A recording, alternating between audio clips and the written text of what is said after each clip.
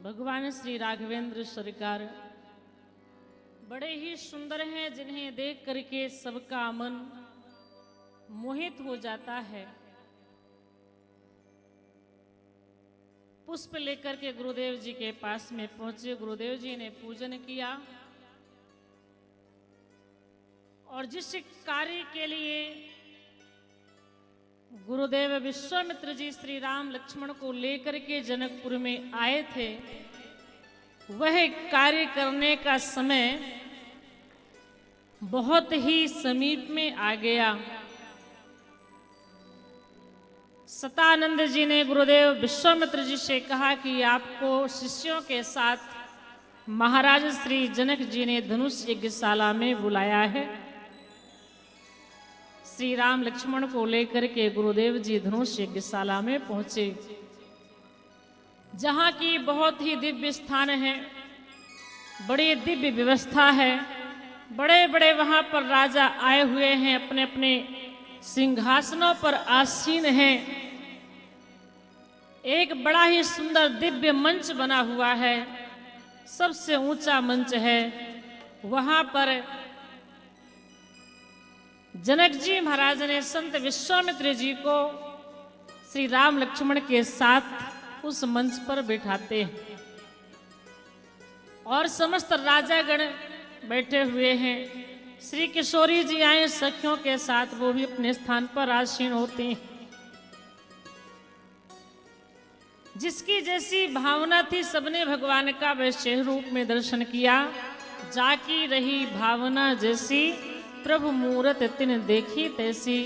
जिसकी जैसी भावना थी, जिसका जैसा विचार था, उसी रूप में भगवान का दर्शन कर रहे हैं। जनकपुर के लोग भगवान को वैसे देख रहे हैं जैसे हमारा कोई प्रिय रिश्तेदार होता है, मेहमान होता है, वैसे देख रहे हैं। महाराज श्री जनक जी सुनैना जी पुत्र के भाव में देख रहे हैं, जैसे कि माँ पुत्र को देखती है, पिता पुत्र को देखता है, ऐसे देख रहे हैं। जो बड़े बड़े राजा अभिमानी थे, उन्होंने भगवान को वीर के रूप में देखा कि ये बहुत बड़े योद्धा हैं, वीर हैं। और जो कुटिल हृदय वाले थे, कलुषित विचार वाले थे, उन्होंने भगवान को काल के रूप में देखा। जो भक्त थे, भगवान के रूप में देख रहे हैं। जो बड़े तत्व ज्ञानी थे, योगी थे, उन्होंने भगवान को विराट रूप में देखा है। ऐसे सब अपने अपने भाव के अनुसार भगवान का दर्शन कर रहे हैं। उसी समय विदेहराज जनक जी महाराज की जो प्रतिज्ञा थी, उस प्रतिज्ञा को कह करके भाटों ने समस्त राजागणों को सुनाते हैं। नप भुज बल विदु शिव धनु राहु, गरु कठोर विदित सब काहू। सोई पुरार को दंड कठोरा, राज समाज आज जो तोरा। त्रिभुवन जय समेत वैदेही, बिनहि विचार बरई हटते ही। ये विदेहराज जनक जी महाराज की प्रतिज्ञा है। महादेव जी का धनुष बहुत ही भारी है, अद्वितीय है। इस धनुष को आज जो भी इस समाज में राजा तोड़ देगा, विदेहराज जनक जी महाराज उसके साथ में अपनी बेटी सीता का विवाह करेंगे और उसे तीनों लोकों की विजय भी प्राप्त होगी। तीन लोकों का विजेता भी बन जाएगा। यह प्रतिज्ञा सुनकर के एक एक करके राजा धनुष के पास में जाने लगे। जो भगवान के भक्त बैठे थे राजा के रूप में, सबने कहा नहीं, हम तो नहीं जाएंगे। श्री राम जगत के पिता हैं, श्री जानकी जी जगत की माता हैं, इनका विवाह करे होगा, हम दर्शन करेंगे, हमारे नेत्र धन्य हो जाएंगे, हम धनुष नहीं तोड़ेंगे। लेकिन अभिमानी राजाओं ने कहा हम तो जरूर जाएंगे। अब धनुष के पास जा रहे हैं, धनुष उठाने का प्रयास कर रहे हैं, वह नहीं उठ रहा है। बड़ा नाराज होते हैं। किस पर नाराज होते हैं? अपने इष्ट पर नाराज होते हैं। जिनकी पूजा करते हैं उन्हीं पर आज गुस्सा हो रहे हैं। कहते हैं हमने आपकी पूजा की है, आपने इतनी भी हमारी सहायता नहीं की, हमसे धनुष नहीं तोड़वाया। बड़े गुस्सा। अब बेचारे भगवान चक्कर में पड़े हैं, किसकी सुने किसकी ना सुने। मान लीजिए उस स्वयंवर सभा में 100 ऐसे राजा बैठे हैं जो भगवान गणेश जी के भक्त हैं। ऐसे 100 राजा हैं जो गणेश भगवान के भक्त हैं। एक राजा धनुष को तोड़ने जा रहा है, 99 बैठे हैं। जब तोड़ने जा रहा हो कहता है, हे गणेश भगवान आप मेरे हाथों से इस धनुष को तुड़वा दीजिए। और 99 कहते हैं, हे गणेश भगवान इससे मत तुड़वाना।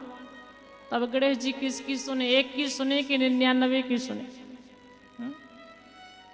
नहीं तुड़वाते हैं। वह आकर के बैठ जाता है, बड़ा गुस्सा हुआ। अब जो तोड़ने जा रहा है वह कहता है, हे गणेश भगवान मेरे हाथों से धनुष को तोड़वा देना। जिससे नहीं टूटा वो कहता है, हे गणेश भगवान जब आपने मुझसे नहीं तोड़वाए तो इससे भी मत तोड़वाना। और जिनको जाना है वो कहते हैं, हे गणेश जी इससे धनुष को मत तोड़वाना वरना हम क्या तोड़ेंगे, हम तो फिर ऐसे ही बैठे रह जाएंगे। गणेश जी ने कहा, हम किसी से नहीं तोड़वाएंगे, चिंता मत करो, किसी से नहीं तोड़वाते हैं। इन राजाओं को समझाया गया कि आप धनुष तोड़ने मत जाओ। ये राजा नहीं माने, नहीं हम जाएंगे। जिनसे धनुष नहीं टूटना है वो बिना उठे मान नहीं रहे हैं, और जिनसे टूटना है वो उठ नहीं रहे हैं। राम जी से धनुष को टूटना है तो राम जी उठ नहीं रहे हैं, और इनसे नहीं टूटना तो बिना उठे मान नहीं रहे। समाज में भी ऐसा देखा जाता है, जिससे काम होना है वह करेगा नहीं, और जिससे नहीं होना है वह बिना करे मानेगा नहीं। समाज में भी ऐसा देखा जाता है। अभी राजा सभा करके बैठ गए, तमक ताक तक शिव धनु धर ही उठे न कोट भात बल करे ही। तमक धर ही धनु मूढ़ न पुठे न चल ही ले जाए, मनहु पाए भट बाहुबल अधिक अधिक गरु आए। मानो ये धनुष इन राजाओं की भुजाओं का बल पाकर के और भी भारी होता जा रहा है। जब नहीं उठा नहीं टूटा तो बड़े नाराज होकर बैठ गए। एक राजा ने कहा, चलो ऐसा करते हैं सब लोग मिल करके तोड़ देते हैं तो टूट जाएगा। तो कितने लोग मिल करके तोड़े? एक राजा ने कहा, इतने सारे राजा बैठे हैं, ये तो पता चल गया कि ये साधारण धनुष नहीं है।